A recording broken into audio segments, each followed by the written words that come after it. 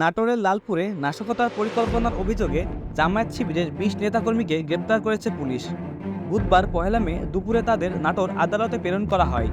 গ্রেফতারকৃতরা হলেন জামায়াত ইসলামীর নাটোর জেলা কর্ম পরিষদের সদস্য অধ্যাপক আব্দুল ওয়াহাব, উপজেলা সহকারী secretary advocate Masud Rana, Ishwardi union জামায়াতের আমির গোলাম রাব্বানী সহ আসলাম হোসেন, সেন্টু খামারু, মোশাররফ হোসেন, নয়ন আলী, আবুল কাশেম, জাহাঙ্গীর হোসেন, জহুরুল ইসলাম, আফতাব হোসেন, শরীফুল ইসলাম, আব্দুল হাকিম, নাহিদ আলী, ফাসেদ প্রামাণিক, লাল মোহাম্মদ, সেন্টু প্রামাণিক, আইনুল হক, সজীব আহমেদ, আবু রায়হান।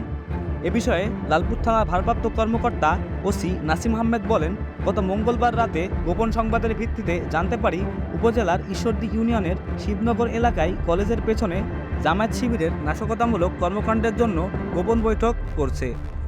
পরে অভিযান চালিয়ে ঘটনাস্থল থেকে জামায়াত শিবিরের ২০ নেতাকর্মীকে গ্রেপ্তার করা হয়েছে।